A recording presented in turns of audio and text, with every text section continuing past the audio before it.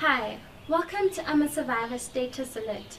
We're your host and my name is Kabonina Makaban. And I'm Blessing Chitrin. South Africa is the center of the HIV epidemic globally. More than 6 million South Africans are living with HIV. An estimated 3 million people do not know their HIV positive status. In order for us to find a way forward, we must understand how we got here. South Africa went through a period of confusion. Let's talk to our experts about that time and how it's affecting us today. Lucky, can you tell me about, do you think there were mistakes in the communications from government and others that helped to define this in a way that wasn't so helpful? Well, I think in all our lives we do make mistakes. So there were many mistakes, and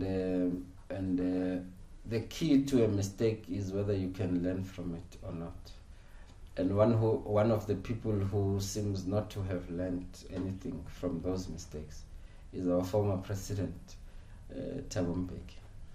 So, you see, when you ask the question, does HIV cause AIDS? The question is, does a virus cause a syndrome? How does a virus cause a syndrome?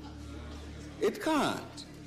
It really, truly, it's necessary. I've been saying to the honorable members, to the people in this country, it's necessary for people to study this question. So the denialism and the skepticism sprung from shame and stigma. The difficulty is that it also reinforced it. It reinforced it tremendously. The 5 or 6 years during which presidential skepticism and denialism reigned supreme over our management of the epidemic were devastating. They led to hundreds of thousands of deaths because people were dying. When I'd had my life given back to me through treatment, other people were denied treatment by government, mostly poor black people, poor black straight people, unlike me, a gay man. Most of the people on our continent are poor and black and heterosexual. They didn't get treatment. Is there still people who advocate those positions of denialism or alternative understandings of HIV? And does that complicate our response, and how? There are still people. There are people like Griselda Kananda, we can come back to, who's a broadcaster for the SABC. There's a man, in my view, a very evil man called Brink, who's a lawyer, and they continue to spew poison and confusion about HIV. They continue to deny, in different ways, whether HIV exists at all. They continue to question whether antiretroviral medicines help people. So I'd like to ask you a legacy question. As a South African who has been aware and active in the response, there is a legacy where this government was slow to act. And the legacy that I'm talking about is civil society chose one side and the government on the other side. What can you say about that, having seen it over the long view? Well, the most tragic thing that happened with our response history was when a president of the country says, here's money for the drugs that you are saying must be provided for people, but this is not sustainable. A president who, questioned whether HIV existed at all, and a president who allowed his Minister of Health and his government to waste millions of rand in legal processes and required us to go to the Constitutional Court to get an order for something as simple as providing one tablet of one antiretroviral medicine, nevirapine, to a pregnant woman with HIV as she went into labor, and one dose of syrup and a tablet to the child and the mother after birth. It seems mad. It seems like we lived in a different world. You are saying to me, this is a scholar of note. I mean, I don't know any other president who's as educated as President Thabo Mbeki is. I don't know any intellect who is as tuned in and paying attention to detail as President Thabo Mbeki is. And I'm saying is because he still does focus on issues of development in Africa. He then says, let me gather a team of scientists, respected world scientists, get their response on these issues, get them to tell us how we then respond to this tragedy, because more and more people continue to die. And it cannot be sustainable that as a country, the only intervention is just provision of 18 tablets per individual. Surely there must be something more. When you tell me that it's a virus that causes immune deficiency, when you strengthen the immune deficiency, surely it can't be the virus alone. Many people ignored the alone that's killing people. And I mean, there's something about English that there are certain words that when you don't use them properly, you lose meaning. He says HIV alone can be a causative agent for the deaths. And everybody who had benefits within distributing the medication as soon as possible ran with the statement that he says HIV doesn't cause AIDS. He has family members who were affected and infected with HIV. The question was, what is then the difference between the one who lives in a rural village who doesn't die to the one who lives in an urban environment who dies within 6 months to the one who lives in a suburban environment who dies after 20 years? We need to connect these dots. What makes those ones vulnerable? What makes those ones not vulnerable?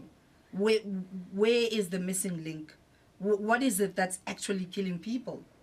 And nobody wanted to pay attention on that.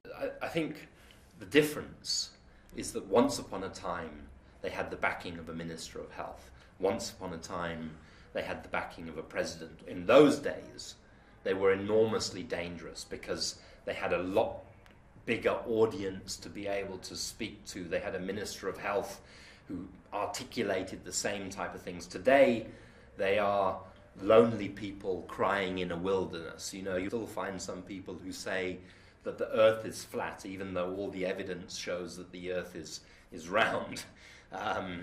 But they all insist on believing that the earth is flat. But people look at those people as, okay, if that's what you want to believe that. But that's not what we know as the facts of the world. Wow, that's a history of debates around HIV and it still continues today. I wonder that debate still confuses people. Don't move, we'll be right back.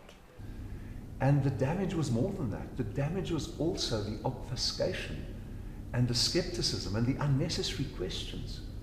Instead, when the minister who knew the environment she comes from, who knew that the people she talks to don't know what nutrition is, they eat pap and one veg for 5 days, as I indicated earlier on. Come Sunday, only then you get to eat all kinds of vegetables. Those people needed a message. And she spoke as a minister who knows her people. And then comes a scientist who knows science and wants to nullify that. It was tragic. We should base all of our public policies, especially in health, on science. We do so with smoking, we do so with sugars, with diabetes, we do so with exercise, we do so with heart surgery, we know what works. Why don't we do so with AIDS? And the answer lies in the shame that each of us feels about the fact that the infection is spread sexually, this shame that we feel about our own sexual needs and our own sexual vulnerability. And the result of President Mbeki's completely unnecessary and tragic skepticism was that obfuscation spread. Is it a virus? Does it help to test? Does it help to take antiretroviral treatment? And pernicious voices on radio, pernicious voices in the public sphere, query that. They still do so. Very, very damagingly, because we have known from the early 1990s, the authoritative public statement on the efficacy of antiretroviral treatment was in 1996 at the Vancouver AIDS Conference. We've known for 20 years what works medically, scientifically, physiologically with HIV. There is no justification for anyone to tell anyone that there's any way other than treatment. Treatment is the indispensable start. Of course it helps to be well nourished. Of course it helps to eat a balanced diet. Of course it's good to counsel poor people on what their best nutritional options are. But you can't do that as though it's an option additional to ARV treatment. That has caused and is still causing obfuscation, uncertainty, lack of clarity, ambiguity, and that costs lives. It is unforgivable. And we need to collaborate more. We need to learn what each is doing and learn with understanding. Because even with these interventions, we still lack the voice of alternative therapies. In other countries, you go to Brazil, you go to China, you find all sorts of different types of interventions, but not in Africa.